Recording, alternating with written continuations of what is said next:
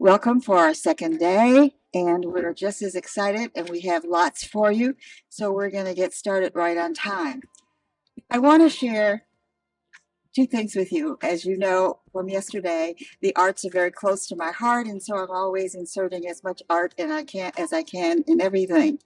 But I think that it's also important that certain names get lifted up today, that we evoke certain names as a part of this history. Names like John Hope Franklin, and he was a wonderful, exciting historian. And his book, Slavery to Freedom, is something that is on the reading list, and we highly recommend. So I just wanted to lift his name up today because he would be so glad that we're doing this today in Texas. A dear friend who loves San Antonio is Maya Angelou. And I lived so much by what she says and what she thought. And she has a saying that I think is so appropriate. She said, "History, despite its wrenching pain, cannot be unlived, but if lived with courage, need not be lived again." And I wanted to share that with you. And then there is another poet. I really encourage you to read poetry and to look at a lot of the African American poets who describe our history in rhyme. And as a result, it's a little easier to take. This is a poem by Langston Hughes, and it's entitled The Negro Mother. "Children," the mother says, "I come back today to tell you a story of the long, dark way that I had to climb, that I had to know in order that the race might live and grow. Look at my face, dark as the night, yet shining like the sun with love's true light. I am the child they stole from the sand 300 years ago in Africa's land. I am the dark girl who crossed the wide sea, carrying in my body the seed of the free. I am the woman who worked in the field, bringing the cotton and the corn to yield. I am the one who labored as a slave, beaten and mistreated for the work that I gave. Children sold away from me, husbands sold too. No safety, no love, no respect was I due. 300 years in the deepest South, but God put a song and a prayer in my mouth. Now through my children, I'm reaching the goal. Now through my children, young and free, I realized that blessings denied to me, I couldn't read then, I couldn't write. I had nothing back there in the night. Sometimes the valley was filled with tears, but I kept trudging on through the lonely years. Sometimes the road was hot with sun, but I had to keep on till my work was done. I had to keep on, no stopping for me. I was the seed of the coming, the free. I nourished the dream that nothing could smother, deep in my breast, the Negro mother. I had only hope then, but now through you, dark ones of today, my dreams must come true. All you dark children in the world out there, remember my sweat, my pain, my despair. Remember my years heavy with sorrow, and make of those years a torch for tomorrow. Make of my past a road to the light, out of the darkness, the ignorance, the night. Lift high my banner out of the dust. Stand like free men supporting my trust. Believe in the right. Let none push you back. Remember the whip and the slaver's track. Remember how the strong in struggle and strife still bar you the way and deny you life. But march ever forward, breaking down bars. Look ever upward at the sun and the stars. Oh, my dark children, may my dreams and my prayers impel you forever up the great stairs. For I will be with you till no white brother dares keep down the children of the Negro mother, Langston Hughes.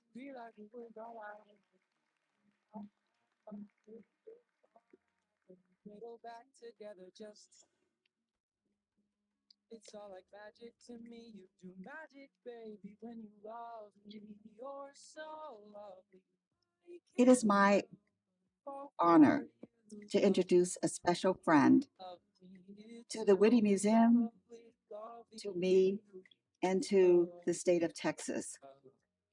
Her name is Cornell Heron. She makes things happen, and she has been a longtime friend. Just think of the HEB treehouse right outside the window and the Black Cowboy exhibit currently on view. Winnell is the HEB Group Vice President of Public Affairs, Environmental Affairs, and Diversity and Inclusion. She serves more than HEB. She serves on the board of the March of Dimes, the Houston Zoo, the Ensemble Theater in Houston. She is a trustee of the University of the Incarnate Word, a board member of the Tobin Center for the Performing Arts, and the Texas Lyceum. She's also a member of the board of MD Anderson Board of Visitors. She and her husband, Doug Heron, also lend their support to Big Brothers and Big Sisters. Winnell grew up on a 100-acre dairy farm, the youngest of 8 children. She believes in family first. Her commitment to move beyond financial support to activism is evident in this project, where she became hands-on when she accepted our invitation to serve on the committee that plans this symposium. Winnell, we are more than proud of you. We admire you. We respect you. I remember first greeting you over 25 years ago at the opening of my neighborhood HEB store. You are the real deal, and you represent your company in an amazing way. You do it with dignity, commitment, and grace. Thank you for all you do. Please help me welcome Winnell Heron to the stage.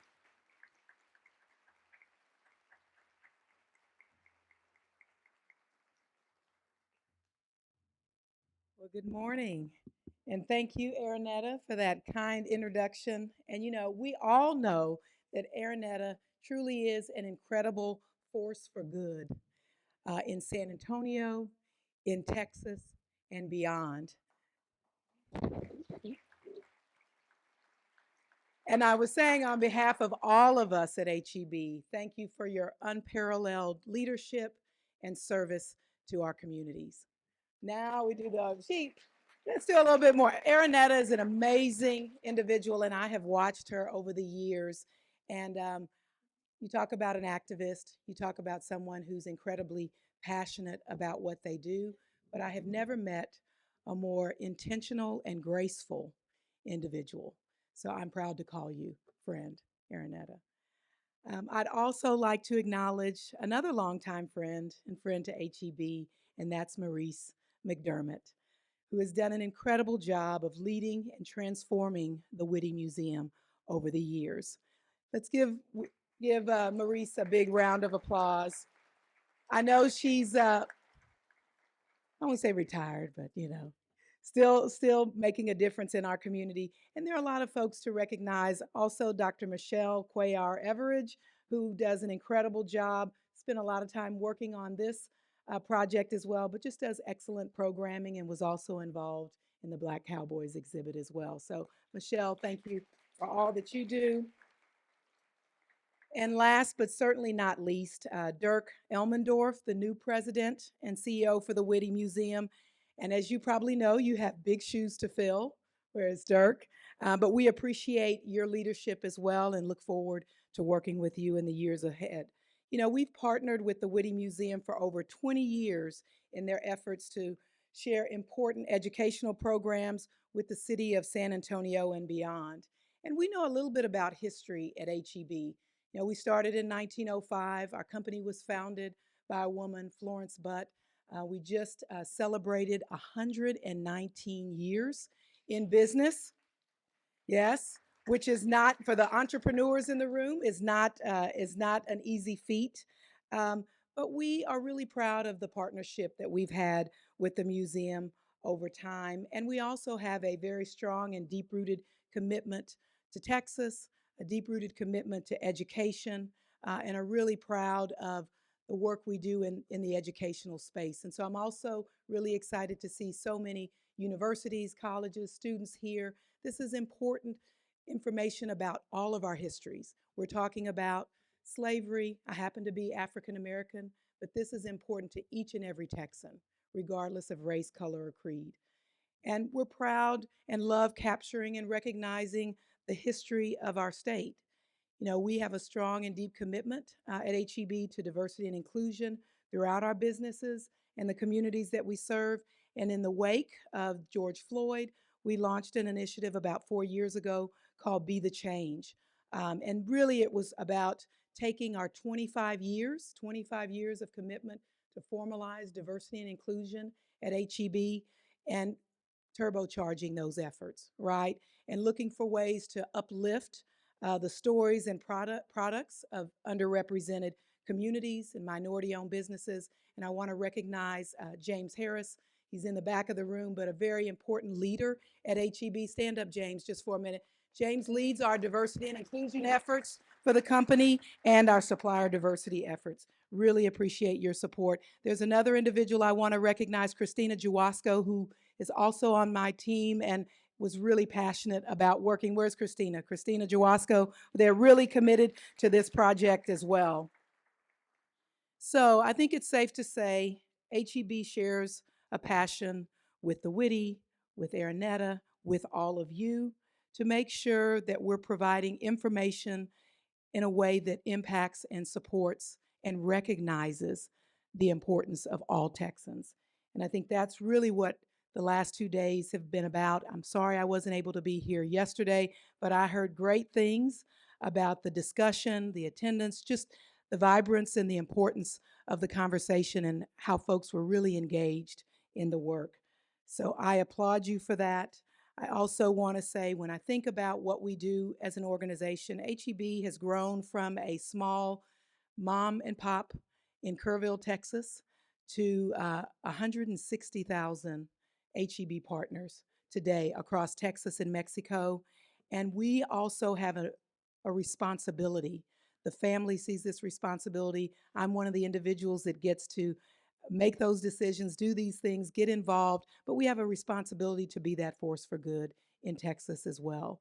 So we're proud to be the presenting sponsor of this event. I can't think of a more important topic, especially in these times, than slavery and what we're talking about, and the importance of history, getting it right, sharing those stories, and celebrating those individuals that were persistent and resilient and whose shoulders that we stand on today. So thank you and enjoy a great second day of the conference.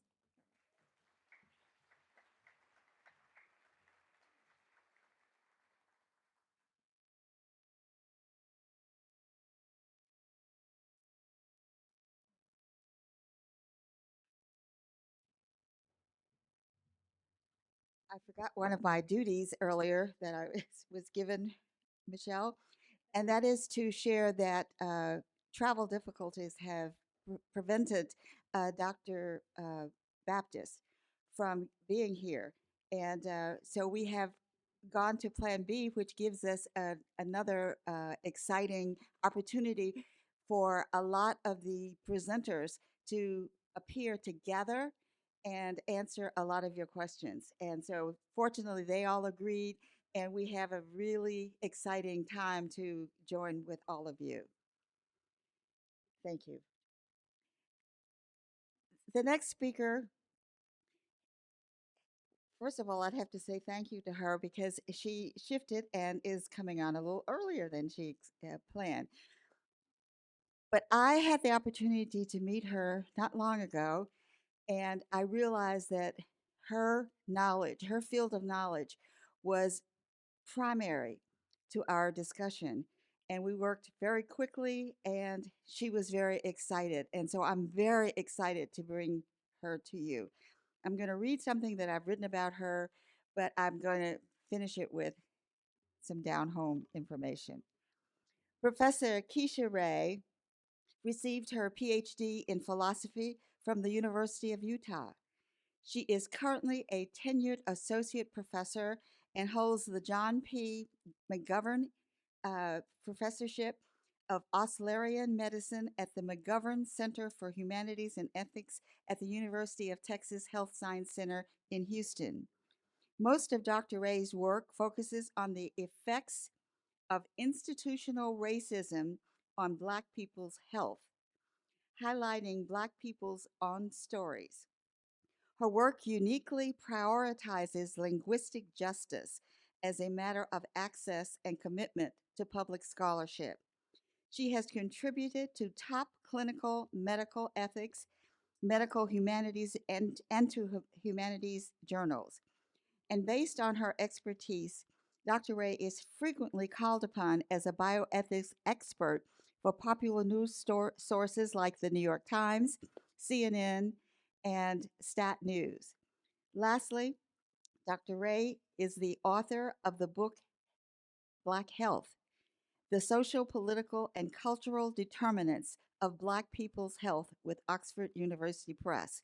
Before I call you to the stage, I want to say about you, Keisha, that she is a hometown girl. She told me that when she was growing up, she came to the Whitty Museum right here in San Antonio. She went to St. Gerard High School and to St. Gerard School, and in high school she went to the Health Careers High School.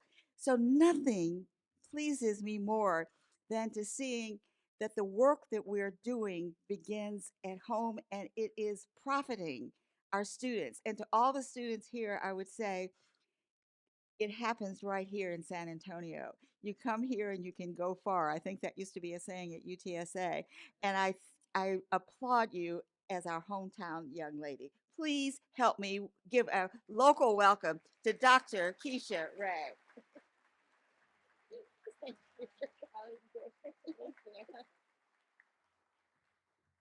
Hello, everyone. Thank you for that warm welcome. I appreciate it. It's always great to be back home. I was very excited to see breakfast tacos on the menu. You're going to get those good ones in Houston. You got to get them here in San Antonio. So thank you for that. Like I said, appreciate it. I am from here, so I always appreciate being able to come back. So thank you to organizers, Miss Pierce, Ron, Michelle, the Witty. I know conferences take a lot of moving parts, so I appreciate being one of those moving parts. So what I'm going to present to you today is based off of my research. And I will say apologies in advance. I am a trained philosopher. So there will be lots of questions, very few answers, and that's just how we work, right? So maybe Q&A time, we can handle some of that. So this work is my primary source of research is how the world keeps and makes Black people sick. I look at the ways that our social lives, our political lives, our cultural lives make Black people sick in ways that it doesn't make other people. And so this research is a snapshot of that. I'm going to try very hard to stay on track with time so we have plenty of Q&A. And so I'm just going to go ahead and dive right on in. Let's see. There we go. So this presentation is really about looking at our history so that way it can inform our present, but then also thinking about the future of Black health, which I think is really the important part, is where do we go with this? Where do we take our knowledge of the past and the present to make sure that we have better futures for ourselves, for our families, our friends, our children? So I'm going to talk to you about the current status of Black health, making no assumptions, just doing some of the basics there. Again, this is going to be a snapshot, so there will be a lot of things left unsaid, but I'm trying to do the best that I can with this time frame. And I'm going to look at 3 examples that you may have seen in the news or in other places: pain management, maternal mortality, and asthma, as examples of health outcomes with Black people and their experiences with these health outcomes. And then, of course, the central question is, what does this mean for the future of Black health? A question that hopefully we can talk about together.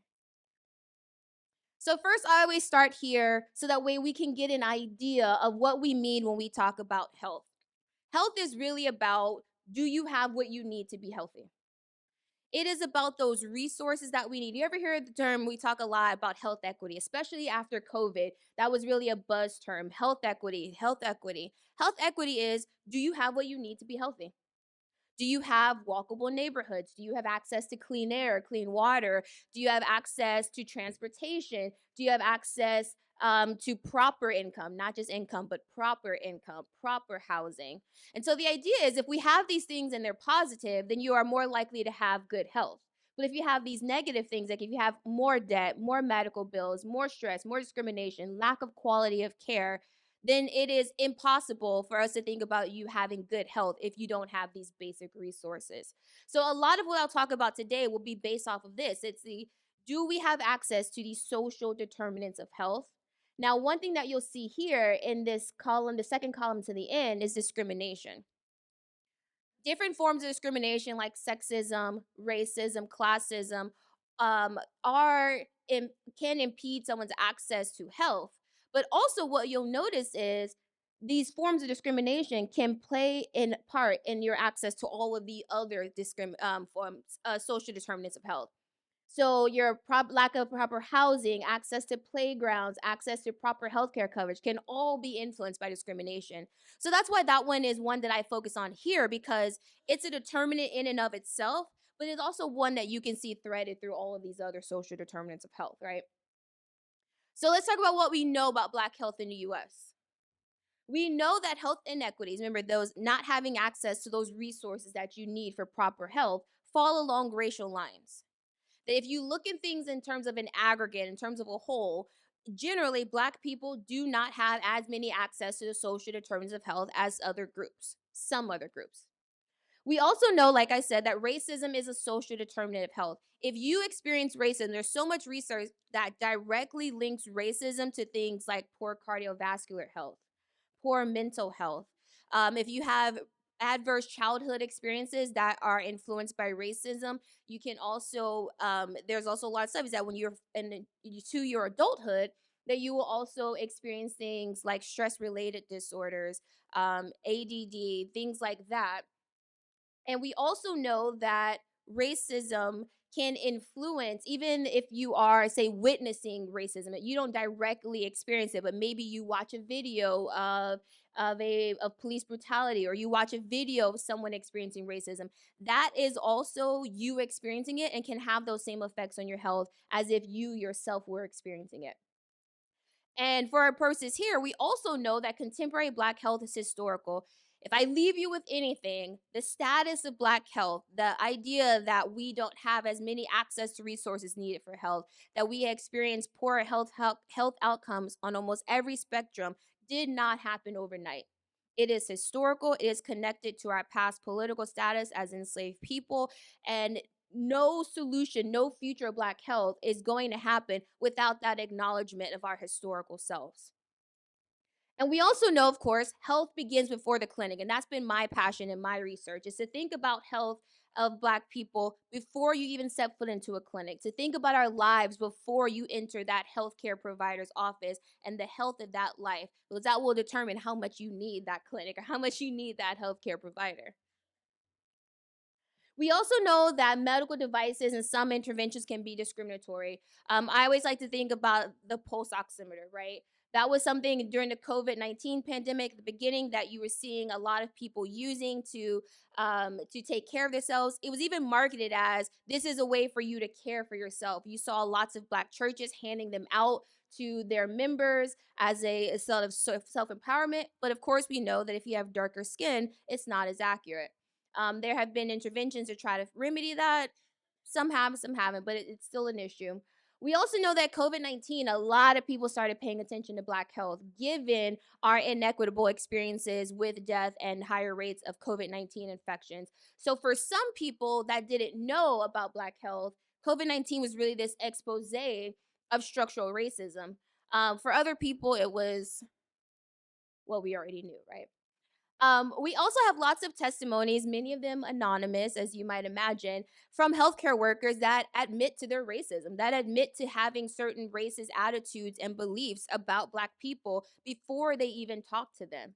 We also have testimonies from Black patients that say what many of you in this room, including myself, already know or have experienced, that sometimes your healthcare providers can have racist beliefs about you that impact the kind of care that you receive. Either you have a story yourself, you know someone that has a story, but everyone, I think, is connected in some way to some sort of racist clinical experience. I've written about some of my own. If you Google my name, they'll come up. You'll see them. And just a quick list. We know that when it comes to health outcomes, that Black people have poorer rates of health in almost every metric. We know we have more diagnoses of things like ADD, diabetes, hypertension, kidney failure, cardiovascular disease, higher infant mortality rates, lower birth rates, higher mortality, especially Black men. Excuse the lack of capitalization there. We also have less quality sleep, especially again, Black men. We know that we get lesser quality care, lower pain management, lower survival rates of breast cancer despite having equal rates of diagnoses, higher maternal mortality rates, more end of life care, even when it's detrimental to our overall life, and then higher cancer diagnoses and deaths. If you find another health outcome that's not listed here, if you do your research, you'll probably find Black people experience worse outcomes with that than other people, particularly white people. So the basis of this presentation is a reminder that Black people's health, the status of it, the poor status of it, is not accidental. It is absolutely intentional, and it is connected to our past political status as enslaved peoples. You can see it in attitudes of clinicians, attitudes of policymakers. You can see it in behaviors. You can see it in limited resources and how they're connected to our status and health. And you can see it in our political status and political activity. Now, I'm going to use these three examples to sort of highlight what I mean by this. So if you aren't sure yet, we'll get there. So the first example that I want to talk to you about is pain management. This might be one of those buzz topics that maybe you've heard somewhere, that Black people receive lesser pain care than white people, that they are less likely to receive opioids even when it's the same conditions as white people. They are less likely to receive pain care, that sort of compassionate understanding about their pain.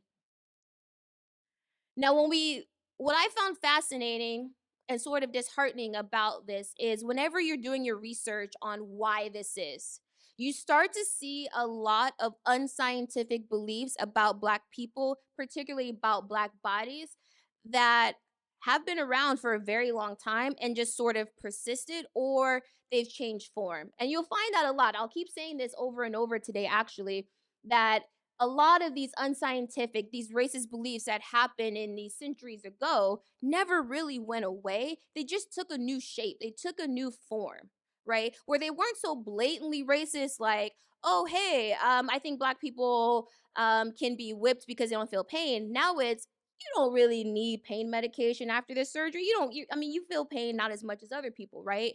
Same idea, different form, same effect, less care, less humanity for Black people. And so let's talk about a little bit about what we know. Because I always believe in talking about the research so that way you know. I think a lot of people will say things that they believe, but they need the proof, they need the support, and I think that's what this does. So briefly, we'll talk about. We know that white patients are more likely to be prescribed analgesics than Black patients for the same ailments. We know that in a study of African American children, that they are less likely to receive pain medication for serious children when compared to white children. This one was about broken bones. They looked at records of Black children with broken bones who came into the ER, same records of white children who also came in with the same broken bones. More than likely, Black children would be given Tylenol. They'd be told to go home, get something over the counter. White children would be receiving what we call the good stuff, right? The pain, the actual pain meds, right? Um, we also know that when white and Black registered nurses and nursing students were given scenarios about patients in pain, and they were asked their recommendation, what would you do in this situation? How would you help this patient?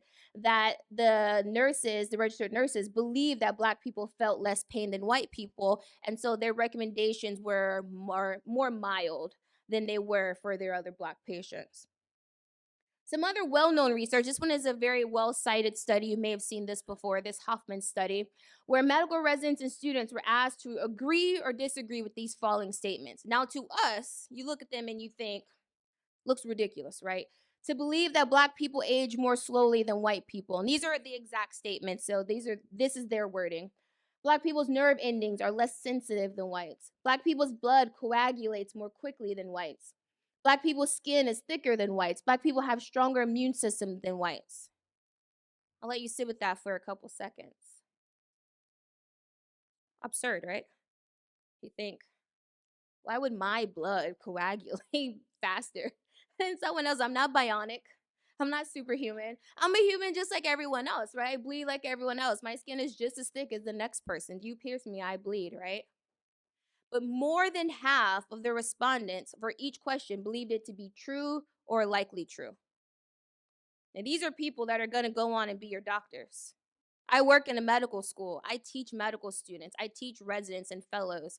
When I think about these kinds of studies, and then I think about those people going off and treating my family, my friends, people who look like me, doesn't inspire a lot of confidence, right? Which is why I take my job very seriously. What's also troubling when I do this research on pain care is you start to see a lot of the beliefs recycled from during our time as enslaved peoples. You see some of the same ideas just repackaged in different ways. Take, for instance, the now infamous Samuel Cartwright, a name that we're probably likely familiar with. In 1851 wrote, "It is not only in the skin that a difference of color exists between the Negro and white man, but in the membranes, the muscles, the tendons, and in all of the fluids and secretions. His bile is of a deeper color, and his blood is blacker than white man's." Sounds familiar, right? Sounds just like blood coagulates more quickly than whites. Different nerve endings, right? One thing that you will find when you keep digging and digging into this pain care disparities and why Black people have these different um, um, experiences with pain care, yes, there's all these other different reasons, access, those kinds of things. But the largest one is racist attitudes about our bodies. That we have these inhumane or these superhuman abilities to be stronger than the actual human being. In 1851 versus 2016, you're seeing some of the same beliefs. This is why we can't ignore the history when we're trying to move forward. We cannot analyze why more than half of these medical residents and students believe this about our bodies if we don't look at the material. And so this is why I always say we can't look to the future of Black health. We can't talk about this current status. We can't talk about what solutions we are if we don't acknowledge the influences of our history. Let's keep going. I want to make sure we have enough time.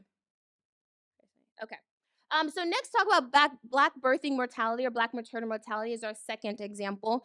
And this is one that you've probably seen, even if you don't know the exact numbers, but you know that Black women in the United States have higher rates of mortality. We have higher rates of mortality for everyone. Let's make that clear when it comes to developed nations. If you are a woman in the United States, it is dangerous for you to have birth. If you are a Black woman, it is even more dangerous. If you are a Black woman in the South, help you. Let's just, Lord help you. So here are some numbers. So for every 100,000 live births, we know that Black mothers have a rate of dying at 55 versus white mothers at 19, Hispanic mothers at 18. We also know that during the pandemic, it got worse. If you focus on these orange graphs right here, we have Black people, 2018 started at 37. By 2021, we were at 69 deaths per 100K live births. If you focus on the very first graph, this very light purple one, you can see that it increases for everyone. But you can see that it does not compare to Black people's rates. This is also why, if you saw during the pandemic where people were especially worried about the visitor policies that were changing, that people giving birth could either at the beginning couldn't have anyone with them, or they could only have one person, because it's so important to have that advocate in the room to make sure that if you cannot speak for yourself, that there is someone there to speak for you. So this is why you have certain policies like that that become extra important to Black people. So I think it's a very good question to ask, how did we get here? And one of the ways that we got here is to think about the history of attitudes about Black women, their sexuality in particular, their economic role in making money for slave owners, again, took a different form and did not go away. We have histories of people believing that Black women are over sexualized, promiscuous, lustful. It was one of the reasons why they were blamed for their own rapes during slavery. That they are central to governments, they are central to money making, they are central to the economy, but yet take on the brunt of motherhood. They take on the brunt of family in the Black community. And one way that you see these examples of those kinds of beliefs not really going away is when you look at the research from medical providers who believe these sort of similar views about young Black women and Black girls. They have beliefs that young Black girls are having sex earlier than when they actually are, which is not according to the research, right? They'll have sort of over sexualized talks with them that are not age appropriate. They believe in higher that teenage pregnancy among Black women and Black girls is much higher than it actually is. They'll say things about believing that they have multiple baby fathers, right? They'll have these very sexualized, very sexist, very racist views about Black women. And another example you see is in obstetric hardiness. One of the fun things I get to do is I get to read journals written by slave owners and written by white physicians to enslaved peoples from the day. And one idea that always comes up is that Black women, when they're pregnant, they believe that it made them even stronger and hardier, so they could be worked in fields even longer and harder. And they believed that white women, on the other hand, were more fragile and that they had to be laid up, they had to sit when they were pregnant, but that Black women could actually work harder. And how that you see that now is when you talk about obstetric hardiness, it transforms now into a lack of compassion, a lack of care when you're pregnant. You go into the office, seen as your body was made for this. This is who you are. You're okay. You don't need this. You don't need pain management. You don't need hand holding. You don't need compassionate talk. It becomes a different way to say you don't need the same sort of humanity that I would extend to someone else because you are obstructed. You have obstructed hardiness. Excuse me. Let's keep going. So again, more of how did we get here? We know that states had a long interest in Black women's lives for economic reasons, some of them for racist reasons. We also know the term weathering. Weathering is the idea that social disadvantages can make you more susceptible to bad health. So they always give the famous example of like think about a piece of paper. If you left a piece of paper outside in the rain, in the snow, you have dogs walking on, and maybe someone's high heel caught it. That if you left a piece of paper outside for 1 year and you came back to that piece of paper, it would not look like the white, pristine paper that you left outside. Weathering is the exact same thing to our bodies. Social disadvantages wear you down. And with weathering, the effects of it, the stress of it can be passed down to fetuses. So this is one reason why we talk about obstetric hardiness, Black maternal mortality in such a strong way, because of weathering can be passed down to the fetus, and that makes it generational. That means the stress, racism, the lack of social advantages, the lack of social terms of health, those effects can be passed down to your children. And if we have cycles, then they can be passed down to their children. So whereas this trauma, this lack of advantages become generational in that sense. We also know that it's not a matter of education and income that Black women are dying. Black women are some of the most educated groups in the United States, or one of the most educated demographics. We have some of the most degrees, the JDs, the MDs, the PhDs, that kind of thing. Um, it doesn't always map onto our income, as we know about income inequities. But we know from research done out in New York that Black women who had these very higher education degrees had higher rates of maternal mortality compared to white women who just had high school diplomas. So it's kind of counterintuitive. You always hear education will save you, education will save us. Education will not save us in the face of racism. It just won't. We also know attitudes about Black women's sexual lives lead to less compassion. We have tropes of Jezebel, tropes of over sexualization, tropes of being very lustful, and then that translates into lack of care. We also know that states that did expand Medicaid have lowered their Black maternal mortality rates, and states that haven't, theirs has increased because it is about access to care. That's one of the issues.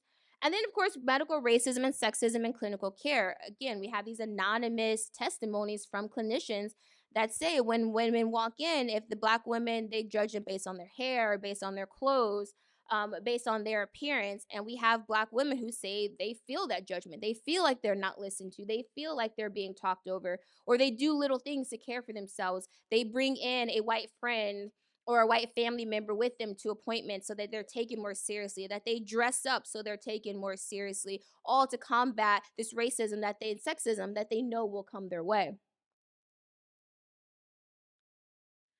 And so, speeding through to make sure that we get through this, I also want to talk about Black children and asthma as our third example.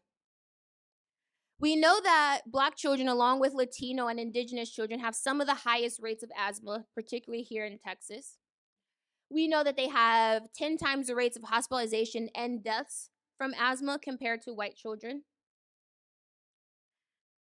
We know that asthma is one of the highest chronic illness among children. We also know that during COVID-19, that asthma, or during the height of the pandemic, that asthma made you more susceptible to COVID-19 infection and therefore deaths. We also know that when we talk about children who died the most from COVID-19, Black children were one of those groups. And so this is why when we talk about health outcomes, when we talk about racial disparities in health outcomes, we have to talk about it within what's happening in our contemporary lives. Asthma makes you more susceptible to COVID-19 infection and deaths, and yet Black people were dying the most during this pandemic. Drawing these connections is a part of Black health. Drawing these connections is a way to think about our health as this sort of continuum and not just something that's a flash in the pan, a flash in the moment. But we also have to think about those social determinants of health. We know that access to clean air is a social determinant of health.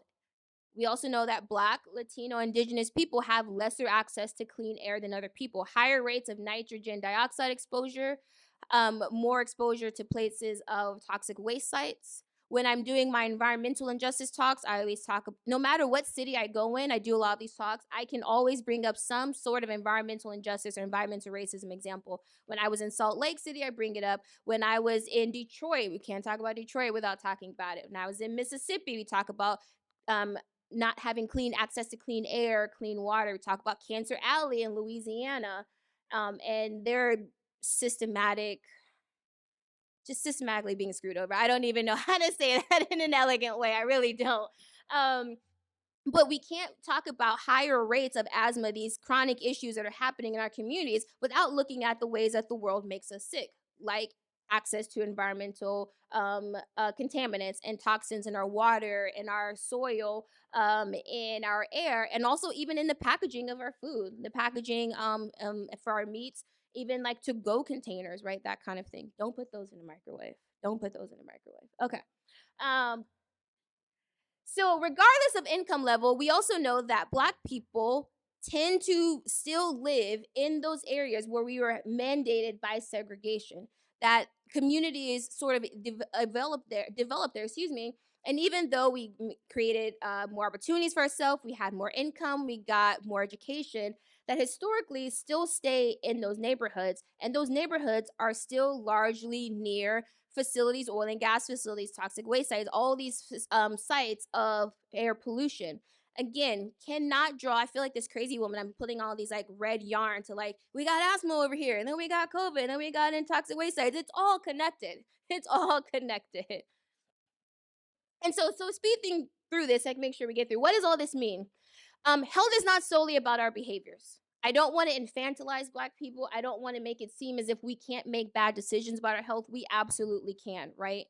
But our health is not just about what you do as an individual to care for yourself. It's also about the world you live in.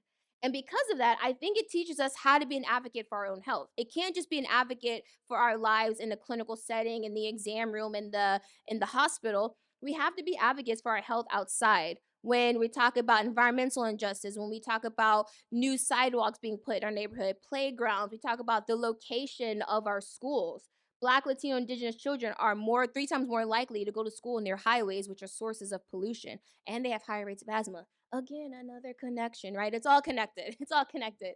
And then for me, as a philosopher, wanting to really understand what we mean when we use terms like racial disparities, I want to acknowledge that racial disparities in health is more than just a buzzword. It's not just something that's on a headline, it's not just something that's on the news, but there are real people that are living behind these racial disparities. There are real people whose lives are affected, whose health is affected, who can't do the things that make life worth living for them because they're affected by these disparities in health outcomes.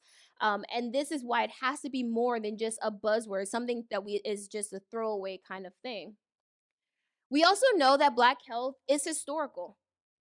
A lot of what I said today is rooted in our time before we were even classified as African Americans, right? When we were just Africans that were brought over to the Americas, and then also when we were now transformed to African Americans, a lot of our health is connected to how we were treated, how we were viewed, and the political status that we had at that time. It's political. A lot of things that could be done to rectify our health are means of politics and are simply not done because of that. It's about money. Black health won't change until we value Black lives and Black humanity above money. As simple as that. And it also did not happen overnight. Although, again, we have these buzzwords right now: health equity, social determinants of health. I've thrown a lot of those buzzwords at you myself, but it did not happen overnight. These terms, these ideas, people's advocacy has been something that is long term. But you will have a lot of people that will lead us to believe that this is something that's a flash in the pan, and it's not. There are a lot of people in this room who've been working very hard to make sure that these issues come to light. And then I'll leave you with the idea that we cannot be healthy in an unhealthy world. That is essentially what we have to do to make sure that we talk about the future of Black health in a positive way. Is how do we change the world? How do we make sure that our unhealthy worlds become healthy? How do we make sure that we can advocate for our lives outside of the clinical setting? Because ultimately, what I want to do with this project and how I feel my career, the shape of my career, is to make sure that Black people are treated as full humans, that they're respecting our humanity. And what drives this work for me is this idea from James Baldwin that says too often Black people are viewed only by our losses and the marginalized aspects of being Black rather than as individuals with full lives. And for me, I think about this quote all the time. I end almost every presentation with this because it's my own reminder of why I'm here, why I'm here as a researcher, why I'm here talking to you all. The importance of this is so that I want to make sure that people that look like me, my family, my friends, people in this room, people outside this room, that are treated with the full respect that their humanity deserves and not just as buzzwords or flashes in the pan. Thank you.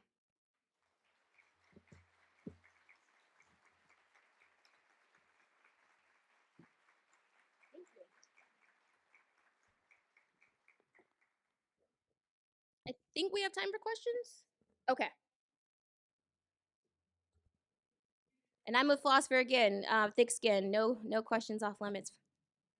Thank you so much for that, Dr. Ray. I'm concerned about the state not capturing data on maternal deaths these last Absolutely. couple of years post the Supreme Court decision to strike down Roe v. Wade, and particularly that intersection between access to reproductive care and a lot of the things that you shared in your presentation. Any commentary that you'd like to give on that? Yeah, data drives decision. We don't have data. It's hard to say something is a problem that deserves solutions, deserves action, deserves money, right? If you don't have the data. So it's one of those attacks. And if you don't have the data, then you can say there's no problem, right? And so that is one of the things. We did have a Texas legislator have a task force before that happened about capturing more data on the state of Texas people and the state of maternal birthing mortality here. But that, like you said, has stopped as well. And so, absolutely, attacking data is sort of an attack on our health because it says there's no problem, right? It's kind of like one ear out the other. And that is one of the reasons why I didn't do it here for time reasons, but I always include stories from people who experienced it because I believe that stories are moving. But I still have to pair it with the data, which is why I gave a little bit here because it requires both. But you're absolutely right. Yeah, there's no happy answer to to that question. But you're absolutely right. It's attack on health when you attack data. So. Yes, ma'am.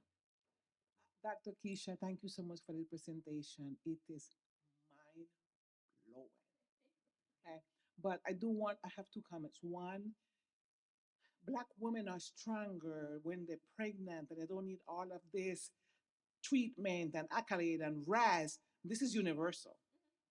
Even the men's believe it, the husbands believe it. So this is something that education should be changing right now because it's just not true. And the second thing is, I came in 1995 to the United States and I didn't understand the dynamics of racism. I didn't understand it too well. And anytime I had to take my daughters to the doctor, I have a cousin who is white and he would say, "Do not go without me." I didn't understand. So I would say, "Neil, can you come? The baby have an appointment." He said, "I'm on my way." I'm just today, I'm sorry that it taken me so long. Today, I understood why. Yeah. I'm sorry, it took me forever. But I did not know the reason why he wanted always to be there was to ensure that we will get proper service. Yeah. It's amazing that that had to happen that way. But today is when I understood, like, oh, wow, that was the reason why. It took me forever. Thank you. Thank you. Yeah, and I also wonder, absolutely. In your experiences, I've when I hear stories from that, they'll say the clinician or the doctor talk to the person and rather than you, right? They'll talk to the white friend or the white. Yeah, a lot of people do a lot of things to be taken seriously, and taken seriously is a light way to say it. It's to be treated as human, right? Even some of myself, when I schedule a doctor's appointment, I'll schedule it after work. So then I'm in my work clothes. I look like I deserve your good care. I don't go in my Nikes or my gym clothes, right? I want them to take me seriously, but they shouldn't have to do that. I had a student one time that said she was barely able to stay conscious and she had to go to the ER, and her friends put her dreads up in a ponytail. They didn't want them to be down. They made her change out of her pajama pants and put real clothes on, all because they knew that if she went in looking like she did, that they may not treat her as well. And she's barely able to stay conscious, and she's having to think about how she looks to be taken seriously, right? So stories like yours and that are a reminder to me of, yeah, we still got some work to do. Yes. Thank you for sharing your story. Hello, Dr. Ray, Dr. Lisa Brown, University Incarnate Word. I wanted to ask a little bit more about that phenomenon you spoke of called weathering. Is that similar to epigenetics? Yes, it is. Absolutely. So weathering from Geronimo, that's her last name. Weathering absolutely is similar to epigenetics in that it can be passed down generationally, right? So weathering, and I want to make this clear, anyone can experience weathering because weathering is just a matter of social disadvantages eroding your health, right? And there's lots of ways that if you grew up constantly thinking about where your next meal is going to come from, that's weathering, right? And it is one of the reasons why researchers believe that Black people die sooner is because weathering can directly affect the telomeres in your cells. It erodes them, and that is connected to death, right? And so that is one of the reasons why people say the lifetime experiences, even if it's casual experiences of racism and the stress that comes with that, the cardiovascular disease that comes with that, the lack of sleep that comes with that, that is what eventually leads to disease and illness. Absolutely. Yes. Well, and this is the second part. We have a team of scholars who are working in advocacy with the Office of Management and Budget because they are reevaluating race and ethnicity categories. And I think it's so important for what you said about the role of the legacy of slavery for Blacks who descend from slaves. And so we are arguing that they disaggregate identities as it relates to Blackness. And so those of us who are multi-generational Blacks who descend from slaves need to have a unique variable so that we can do statistical analysis. Were you aware of that? Yeah, absolutely. You hear categorization, I think, is something that comes up yearly because you want to make sure that you're doing the work right? And you want to make sure that it's going to have an impact. But if you don't get the methodologies right, it's also a reason for people to not take the research seriously. And again, similar to the first question, to say there's no problem if you don't have the data. But and for us, for those of in the room that are researchers, especially those that are quantitative researchers, it's we agonize over it, just getting the methodology right. But for those of us who are qualitative researchers, it's important, right? As myself, I need the quantitative data scientists to give me that data so I can then make sense of it in my philosophical way, right? But categorization is, and it's also sticky even among Black people about how to categorize where I belong, where I don't, because it's so central to our identity. So Right. getting it right, I think, is important, but it's complicated, Yeah. as you know. Well, I took down your information, so I'll be Absolutely. reaching out. Absolutely. Thank you. Hey, good morning, Dr. Ray. My name is Katora Escobar. I served as a nurse in the Army for 12 years. I'm now a full-time student at UTSA, and I'm an intern at SACAM. Thank you. So I have a couple questions, but for time purposes, I want to ask this first one real quick. And I'll be around. I'll be here. You can talk. Great. So the first one. So in recent years, more recent, we have heard, like, especially on social media and a little bit in the news, about like race correction, and a lot of people didn't even know that was a thing. Right. So outside of like organ transplants, what other areas is race correction used that we don't know about, for like the doctor's algorithms that patients don't know about Right. when we're going in to see our providers? Right. So the biggest one that you probably know is for kidneys, right? Right. EJ, for our scores. You also see it. I've seen it there. That's really the one that's the hot topic right now. I know some of the big schools. I think it's Columbia that finally said they would no longer use race correction, but that was influencing who was getting organ transplants and who wasn't, especially kidney transplants. Right. That Black people were getting them less frequently because they were being corrected of their scores, right? Saying, that's your score, it's high, but you're Black, so that's pretty normal for you. This other person has a high score, they need a kidney transplant, right? Even though most places have said unscientific, right? It's just a holdout, for a racist holdout.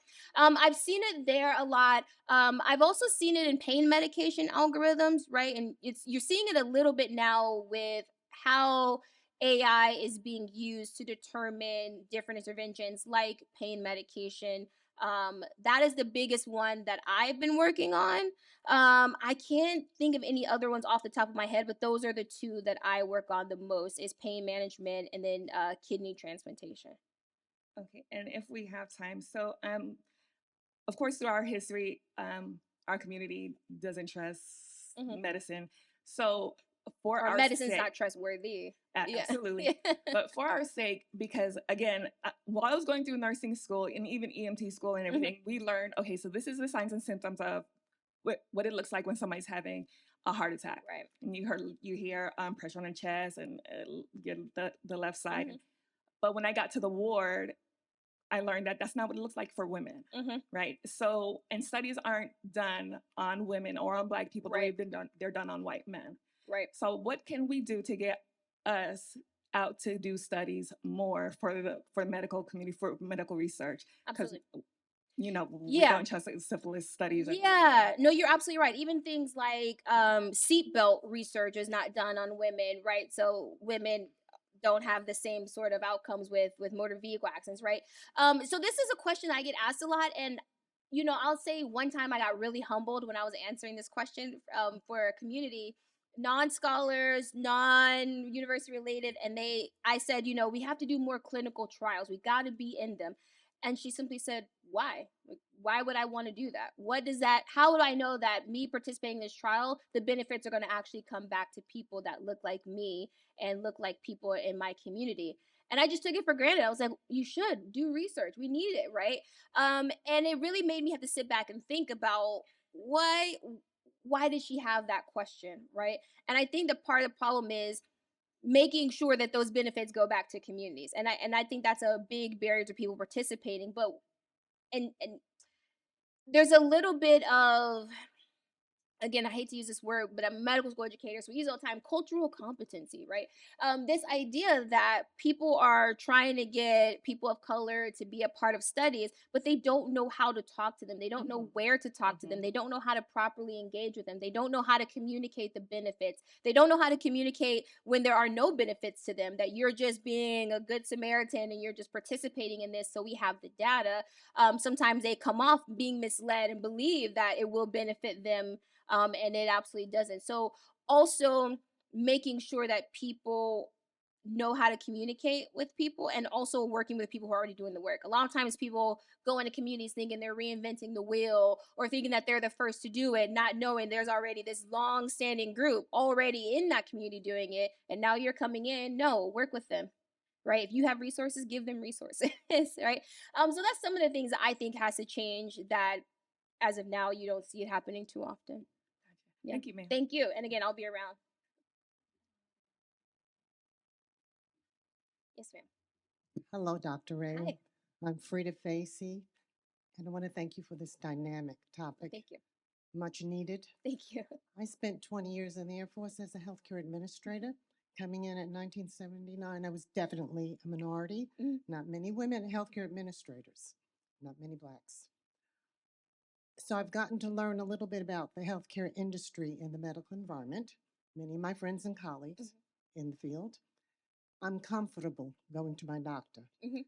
But even with my background and experience, I've found that I've had to engage my provider, ask questions Absolutely. about my medical record. Mhm. Things are not always explained or forthcoming.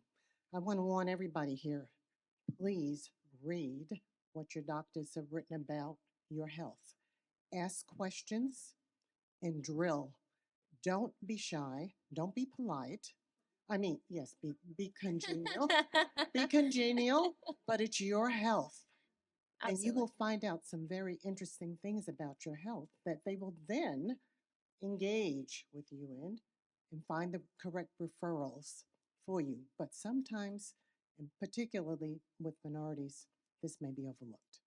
Absolutely. So I wanted to share that with you. Thank you. No, I appreciate it, because also, health literacy is one of those social terms of health. Mhm. Some people don't know what questions to ask, Mhm. right? Even having the experience as an administrator gives Mhm. you a sort of leg up. Even myself, when I go in, Mhm. sometimes I have on the same badge as my doctor because we work for the Mhm. same institution, and they give me lots of privileges that I know Mhm. they're not giving the next person. So even knowing how to ask the questions, Yes. you dancing along that fine line of not being the angry black person, the angry black woman, where be polite, but you still have to be Yes. stern, but also, they may look at you and say, was threatening, or, or Yeah, aggressive, or that yeah. aggressive Wait, term, yeah, right? Yeah, don't be angry. Right. But But be it's a fine assertive. line, because you Yeah. can and think that you're not angry.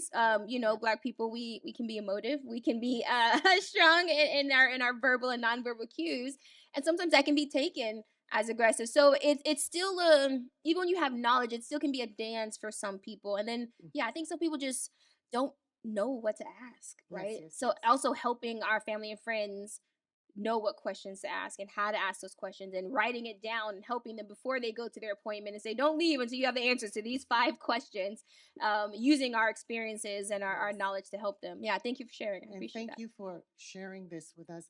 I came here fully expecting this was going to be about nutrition. Oh, no. We've heard that over and over again. But you're focused on racism and how Yes. that affects our health. Absolutely. It's blown me away. Thank you Oh, so appreciate much. it. Thank you so much, ma'am.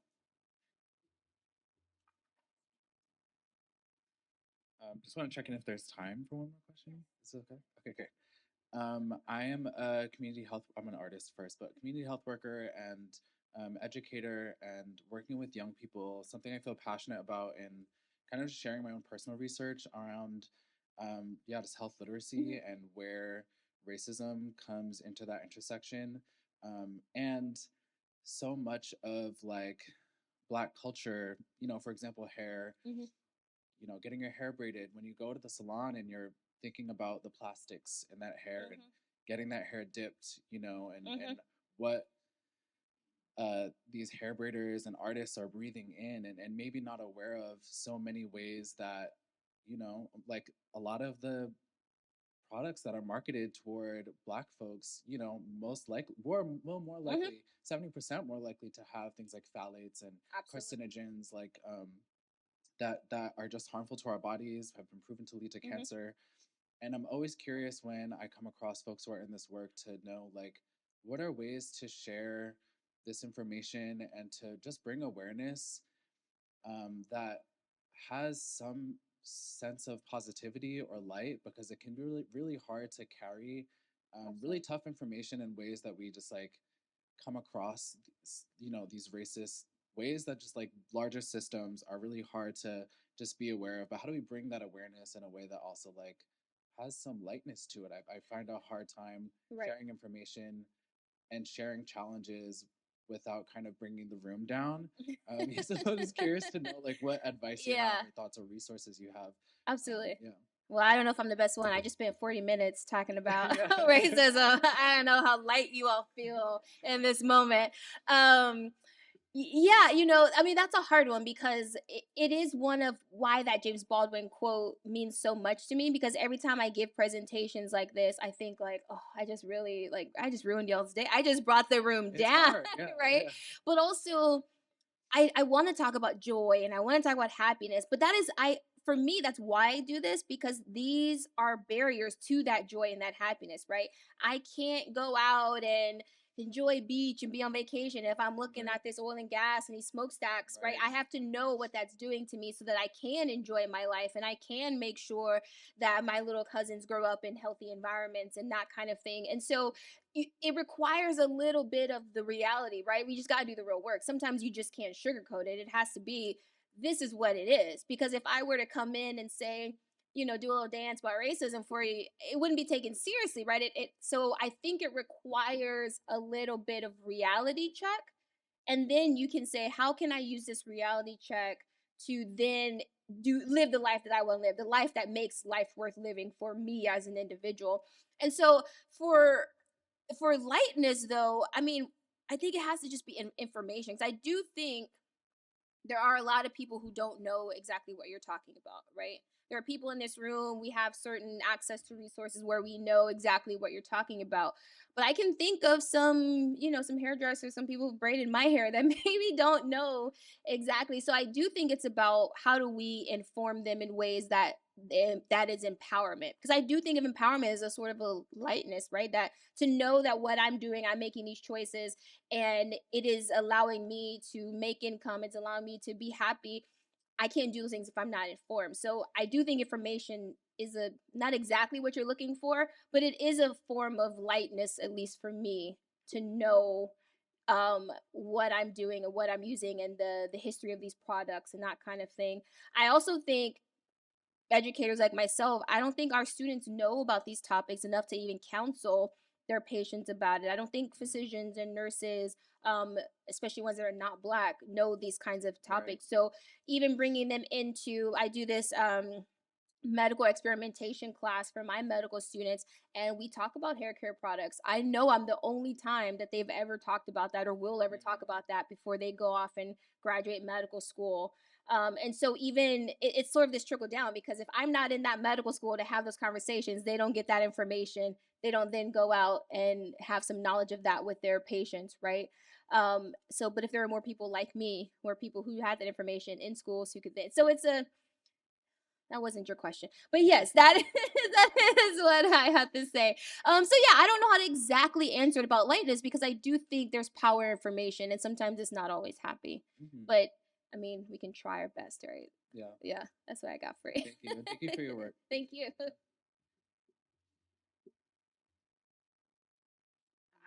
She's in charge. Is there time? Because he has a question as well. I just wanted to give some information. If you all are concerned about the toxins in your products, there is an app. It's called Yuka, Yuka. Go to the Play Store, download it. You scan the code, and it will tell you what it does. It'll tell you if it's an endocrine disruptor. It'll tell you if it poisons your blood. It tells you all of those things. It looks like Instacart. It's white, a white square with a slanted carrot, and it's called Yuka. You can scan cosmetics, food, everything. I mean, I changed my toothpaste, my bread. I mean, all of these things. And there's a disparity even between products for men and women. The bath wash between men and women. They don't put those things in the men's products because they don't carry the egg. The women carry the egg.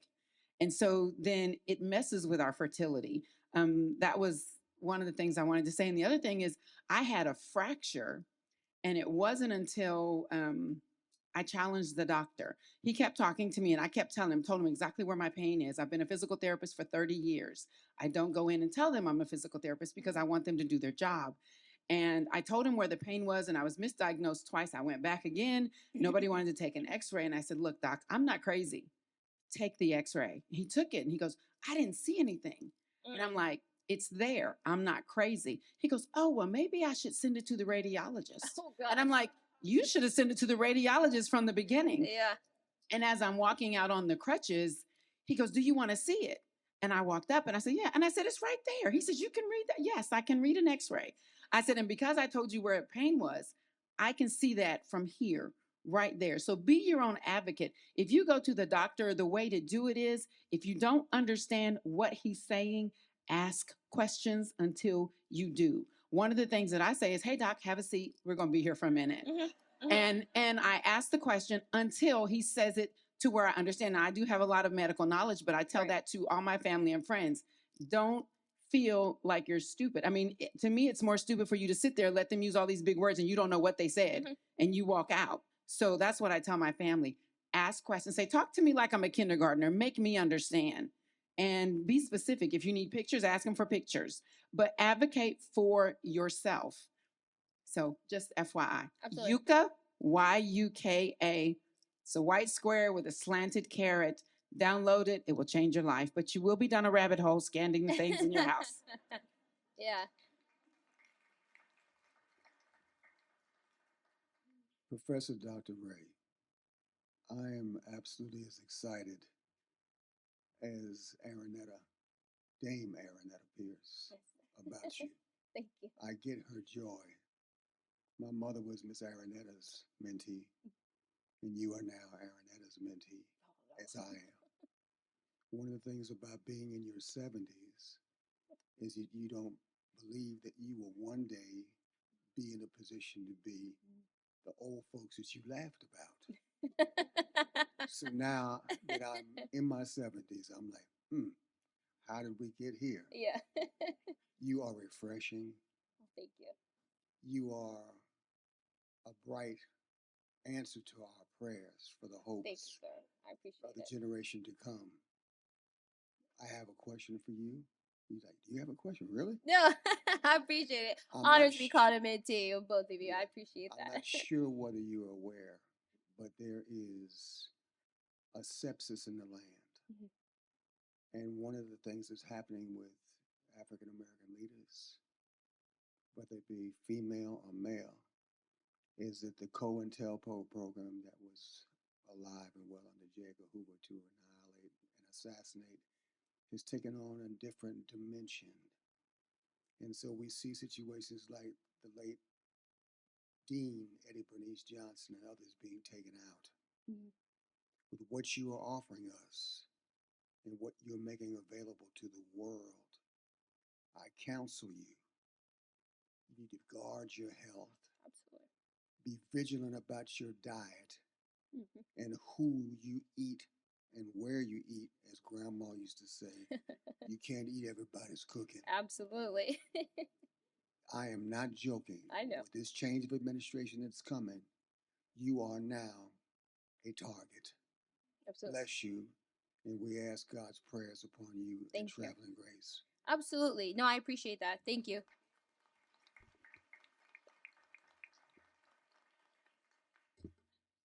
Okay.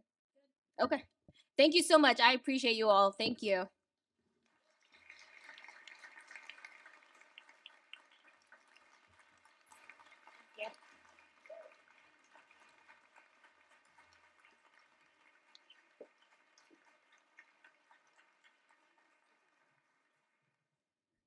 Let's take about a 10-minute break. So it is, let's get back in here at 10:30. And so we'll be in this room for the rest of the day. So we'll see you at 10:30. Thanks.